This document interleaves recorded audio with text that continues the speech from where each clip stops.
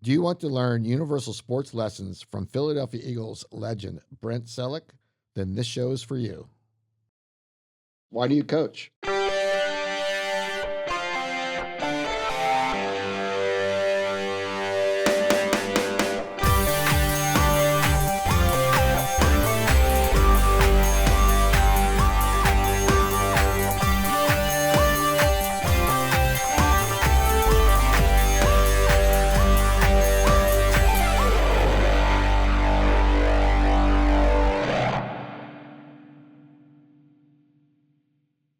So, so a lot of parents, and I'm one of them actually, find themselves every once in a while saying something to their kids that their parents said to them, right? You hear your own parents' voice coming out of your mouth sometimes.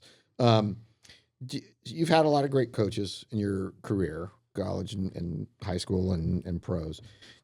What do you find yourself saying to your flag football team that other coaches have said to you? Does that happen for you?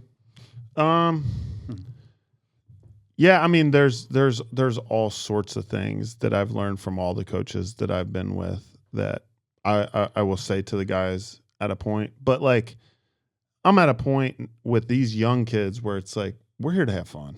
Gotcha. Like, I'm not trying to teach you crazy things about life. When those incidents happen that I think I can go in and teach some type of lesson, Right. I will. But it's not like before every practice I'm giving some inspirational speech. No, but It's like, hey guys, let's go have fun. Like, that's why we're here. Right. I don't want to lose sight of the fact that, because if we're winning football games and my guys aren't having fun, this is a waste. Right. Yeah. This is a massive waste. But I'm going to push back on you a little bit. You can Brent. push. And that is, Oh. no. I'm just going to say that's a lesson too, though.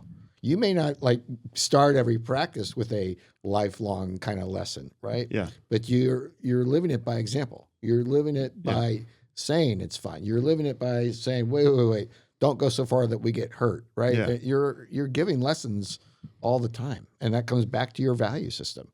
And, as I've learned today, right, it comes back to your family. It comes back to your roots as not wanting to be a free agent. And that's incredibly valuable. And that's going to be a great benefit to them the rest of their lives. So Hopefully.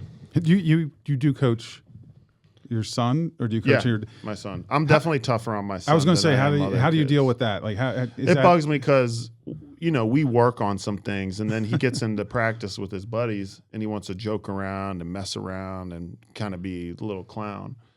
And I am tough on him about that because, like, I talk to him about it. Yeah. And so I am probably a little bit tougher on him. Yeah. Than I am the other kids, but I demand a little bit more because we've practiced it. I'm not practicing some of this stuff with some of the other guys because we don't have the time. Yeah, yeah. And so it's a fine line. I think the hardest part for me being a father, being a coach, is like trying to figure out what makes the kids tick. Mm-hmm. Some kids, positive reinforcement. Some kids, I don't know if I really believe in you, can just hit them, right? And like, you don't want to do the wrong thing, so it's like finding those times to maybe throw a little bit of something in there to like be a little negative to them, but also not like, you don't want to kill their spirit, and then see how they react to it and see what makes them tick a little bit. Because for me, even like, my dad would say a couple things here or there, like, oh, yeah, like, maybe one day you'll play in the NFL. And I could tell it was sarcastic. But those little things, like, fueled me, like, oh, I'm going to show you. Yeah, even with with your parents. With your dad. But they don't get me wrong. My parents supported me, believed in me. Yeah. But there's little things that my dad said, and he probably did it like how I'm thinking. Is like, man, maybe I got to show my kids that, like, the way you're working right now, I don't really believe it. Yeah. And maybe that pushes them to go even harder. Yeah. I don't know. Yeah. I think every kid's different. Did it click in for you at some point? You were like, I want to play in the NFL. When I was young. Yeah, like real young? Yeah, real young. Uh-huh. I love the sport. My dad didn't care for the sport. So really? Like, yeah. Did you play other sports? I played basketball in grade school, track in high school, but Not really. It was at a time when they were big on you just playing one sport. Yeah. My biggest regret is not playing basketball. Yeah. I would have been a way better tight end if I played high school Really? basketball. I think. Yeah. Okay. Is that something you are encouraging your kids? I make my kids play basketball. Yeah. That's the one sport. But they all like it. So it's not Okay. hard. I mean, if they came to me and said, "Dad, I don't want to do this anymore," I'd probably be like, "Okay, well, we're going to do something else. Yeah. We'll do what you want." But I think basketball is great for teaching hand-eye coordination, defense. You always have to be in good position. Yeah. So I think basketball is a great translator Yeah. to other sports. Yeah, no doubt. And, it's come up on other times, just the specialization now, like you mentioned, and it is, it's crazy how, 8-year-olds are traveling to, getting on a plane to play things. We can't find competition around here. Yeah. What are we talking about? Yeah. What? These kids are so good that we got to go to Florida? Yeah. Dude, that stuff bugs me. Yeah. Does it? I can tell. It bugs me. Yeah. Yeah, no, I feel the same way. It's like let them play. We had somebody on earlier and she basically didn't necessarily say it on her own, but she said it, but not necessarily recognize it, but just, she got better by just playing. She just went out and played all the time. Play. It wasn't this trainer, this, that. It was, Exactly. She just played sports and got better at them because she was playing with other kids, Yep. But everything's so structured, obviously now. And that's a tough balance. So anyway, that comes up a lot. It does. It does. So, Brent, you've talked about a lot of your values and how, just through your actions, right, you're teaching your players valuable lessons, lifelong lessons. They're going to stick with them for a long time. Your transition from the NFL to business, to be the successful business person that you are, how many tell us about that. Let's dive into that a little bit. And what did you learn from sports that helped you be so successful in business? Yeah.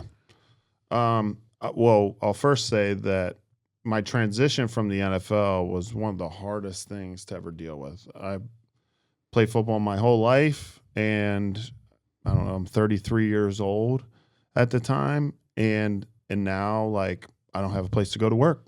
I don't have anything to do. And so I decided to get into real estate, and it was a good move. I found something else besides football that I love. Mm-hmm.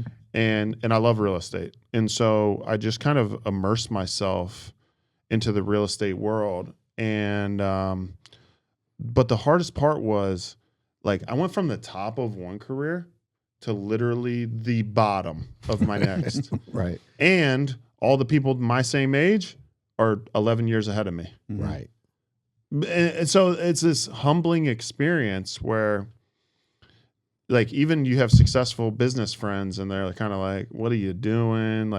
You're selling residential houses. You could be doing bigger stuff. And I didn't know what I wanted to do. There's many ways to make money in real estate. Right. And so I was kind of finding my way, and it took me some time, and I learned a lot throughout the process, but honestly, I never really kind of skipped steps. I did a little bit bigger deals every single time.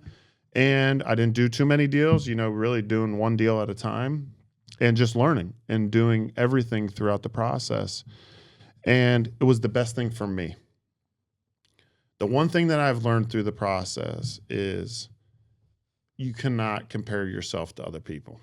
Mm-hmm. This is the hardest thing for us to do because we see, especially with social media these days, oh man, that person's killing it. They're killing it. They're killing it. And so you start comparing yourself to others, and I'm over it. I can always find somebody that's got more money, better looking. All that's not true. All that, maybe not that.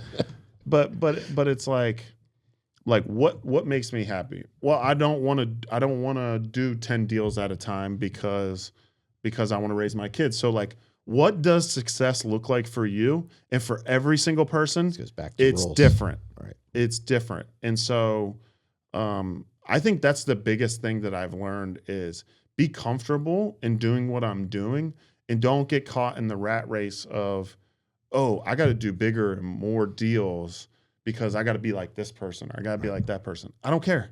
Right.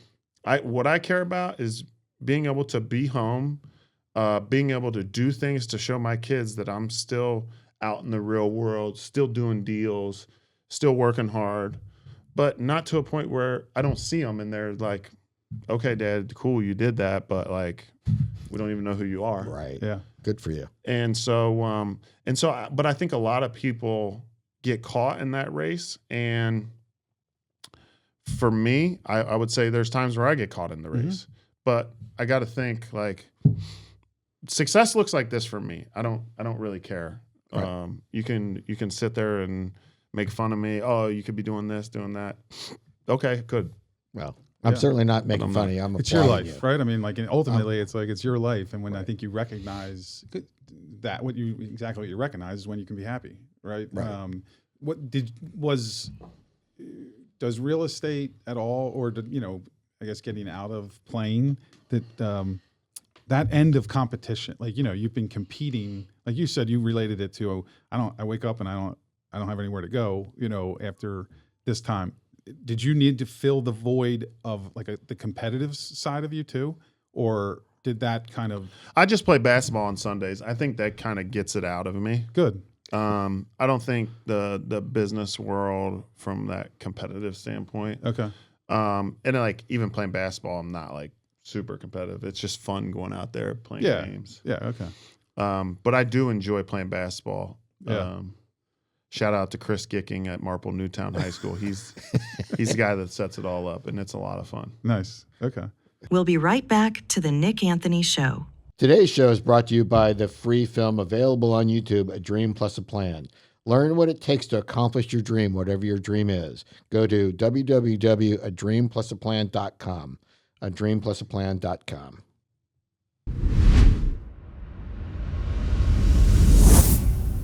Welcome back to the Nick Anthony Show. One thing, I think we'd be remiss is, your hat's on in front of me. Oh, yeah.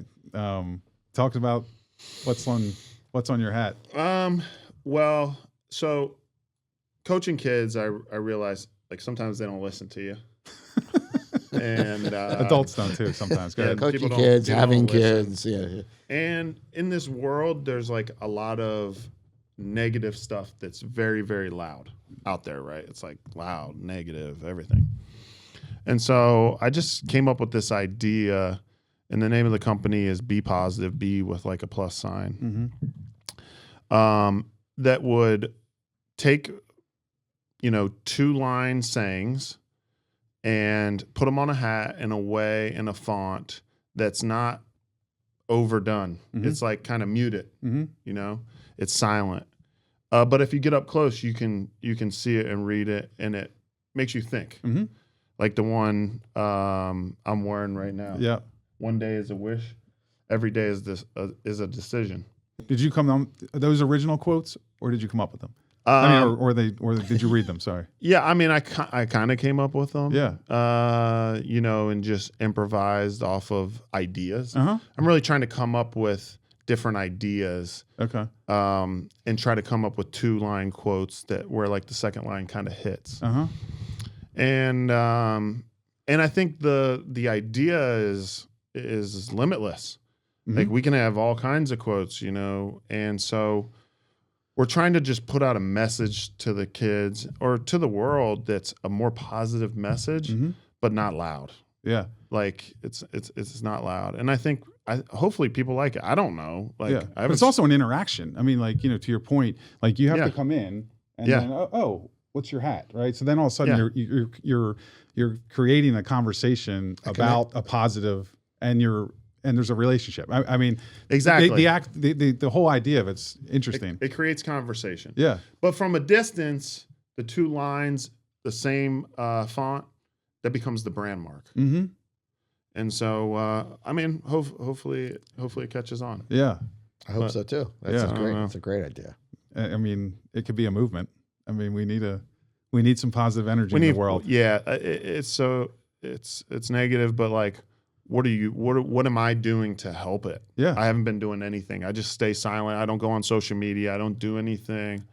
And so, I don't think you're being fair to yourself, Brent. I mean, really, what you're doing with those kids oh yeah, is a big deal. That I is get moving it. the world forward, right? Because each one of those kids you're helping, they're going to have kids. You're helping their kids. You're helping their grandkids. You're giving them life lessons right here and now. So, hopefully. Without the hat, but with the hat, you yeah, can even touch I'm even not more. saying don't do the hat. Yeah. Don't listen Yeah. to the hat's wonderful, but don't. Your value system comes out in every single thing you've talked about today, and all of your success. I mean, I know it's not my place to judge, to say this, but I'm going to say it anyway. All of your success is clear that you've had a value system throughout. Would you have won a Super Bowl if you weren't a family person, if you weren't family oriented, if you weren't team oriented? I don't know. That's a good question. Would you have gone to another team and won? I don't know, but you did. But the fact that you had that value system that happened, the fact that you showed the kids that you care about them every day, the parents see that too. They entrust your kids every day, their kids every day to you. Yep. I mean, that's wild success. Yeah, I That's mean the wonderful. results are amazing. Well, he hasn't- right? he does- But it's not even about the results. It's like kind of what you were saying earlier. It's Right. just the process of from 6 years old that like you're trying to babysit, and then now where you are and you're creating. But just even like as we were talking earlier, the value system of like you knew what you had to do or how hard you had to, or maybe you didn't know how hard, but you knew you had to work hard to get where you are.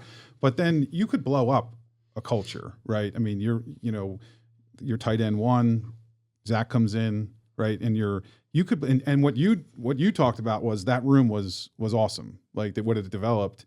And so like to Anthony's point, I think those life lessons are, right? I mean, you make this situation what you want it to make, right? And those are positive lessons, and what you're teaching by probably who you are to these kids. I mean, we've talked about coaches that influence our lives. Like I got lit up, and I remember that moment of like that accountability of like, guess what? You're not as good as you think you are, and you can't do that. I mean, I remember it like 6th grade, so what you're doing, what you're saying, how you're handling those kids is going to, I don't know if they're going to be sitting on a podcast talking to, a former NFL player at all, but it has influenced my life, what coaches do. And that's kind of where we're doing it. So your lessons, as much as a professional athlete are important, your lessons of what you're coaching and what you're teaching are just as valuable. Right.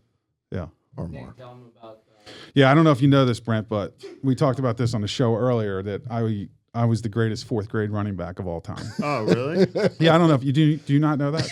No, I thought didn't that know was, okay. I thought that was a universal truth. But we'll put the stats up, and sometime maybe you can look at them. 1,500 yards, 10 yards a carry, 24 touchdowns. But I just want you to know. Congratulations. Thank you. Man. Yeah, What yeah. happened in the 5th grade?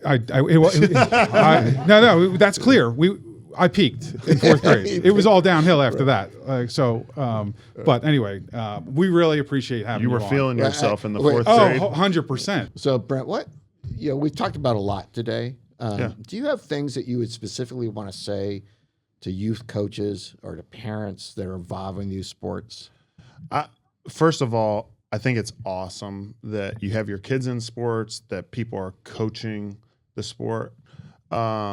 I would say thank you for doing it because, my kids, I don't think they get thanked enough. Sometimes these coaches, parents are always on them, and you see people get out of the business because they're like, man, I can't deal with the parents. So the people that are doing it, I appreciate it so much, and just like me, just continue to keep learning through every situation and try to become a better coach. Did I handle that situation the right way? If you didn't, try to fix it and get better next time. Right. I think that's the key. Is there one thing that I could tell you to make you a great coach? No, it's just keep getting better. Right. And to the parents, be supportive of those coaches and do everything in your power to help your kid become a great teammate, leader, and player on the field. And I think that's the easiest way to say it. Gotcha. That's wonderful. That's wonderful. All right, let's we have to do this. We'd be remiss to not talk about the run to the Super Bowl. After for you in 11 seasons, it's your last season. Yep. Did you guys think you could win it? I mean, I say that tongue in cheek a little bit. I assume at that level you have to believe it, right? But what was the key to that? What was the key that why it all came together that year? I mean, I think there's like many keys. Okay. I don't think it just takes one thing to just win a Super Bowl. I think we had a special team. I think we had things that went right for us at perfect moments. Like, Jake Elliott making that field goal against the Giants. When guys went down, other guys stepped up in their place and took over. I mean, Carson Wentz going down, Nick coming in and doing what he did. We had great leaders like at every position group. And I would say we had some guys that had won Super Bowls that were talking to us, telling us like, hey, I think we can do it. Here's what we need to do in order to go win it. And so hearing from guys who have been there, done that, I think was very helpful for our team. Yeah. But we were a group that it was kind of a perfect storm where we believed in ourselves. And then when the outside world stopped believing in us, it brought our team so much closer together. And I'll never forget, like, our practice on our bye week before. So we had the first round bye. That practice we had on the bye week, it was like the toughest practices. So physical, people were going hard. We're talking about the playoffs. And I was like, man, this feels different. Yeah. This feels different. And ultimately end up winning that game, ultimately end up making it to the Super Bowl. And we won it. We could have gone there and Tom Brady could have, maybe caught the ball and they could have beat us. But, the fact that we won it was it was a dream come true. It was like the perfect team to do it with. Yeah. Perfect guys, a lot of selfless guys.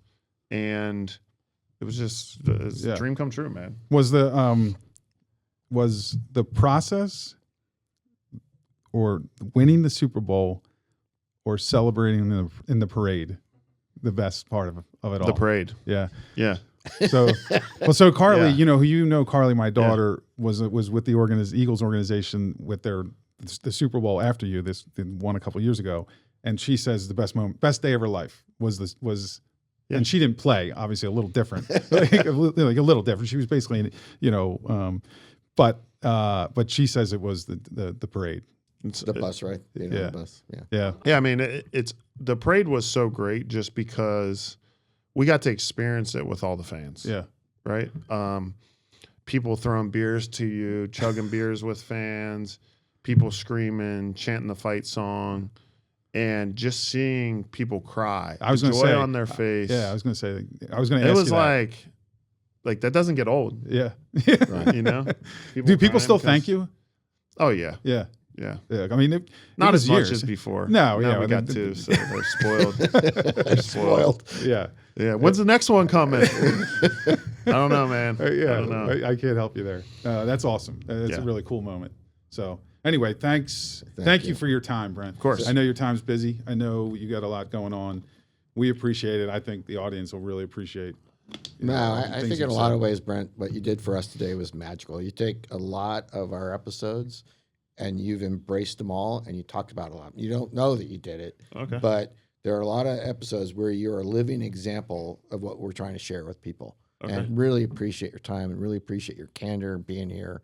And I appreciate everything you're doing to help the youth. Yeah. Thank you, guys. Thanks, Brent. Appreciate it. Yep. Epilogue.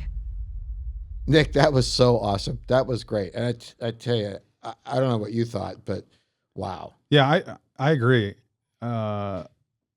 He's impressive and passionate. And I love the fact that honestly, the majority of our conversation was actually him as a coach.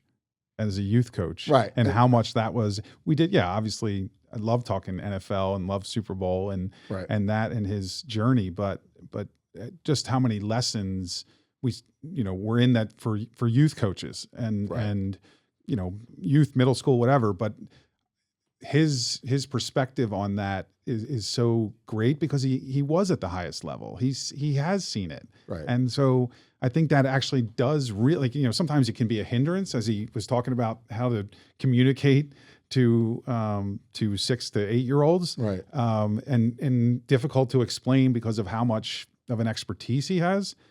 That part of it itself, but his his ability to do that and stay present with them is pretty cool. Right. Yeah. Nick, so true. He was really humble about it and acted as if he wasn't teaching things. But, we just did episode 21 of ours was a recap of the first 20 episodes. And I feel like he is a living example of our first 20 episodes. I don't know how many shows he's watched, but I think he would love all of them. Yeah. Because if you talk about PKE, he talked about how you have to break those things down. If you talk about 4 stages of competence and how he started off not really knowing anything about how to coach youth sports, right? And then goal setting and space, those episodes, he has rules throughout his life, and rules aren't a bad thing. They're guideposts and all that. He has all of those things. So it's like, oh my God, it was like a living example of everything that we've talked about so far in every way. And he didn't just apply it to himself in his own sports and his own judgments and the decisions he made to end up I want to stay an Eagle and I'm going to make sacrifices. I don't know if he used the word sacrifices or not, but he made decisions to stay an Eagle. Right. Yeah. And then he made decisions on how he's going to coach youth football. Right. And all of those things, he was bringing his value systems to all of that kind of stuff.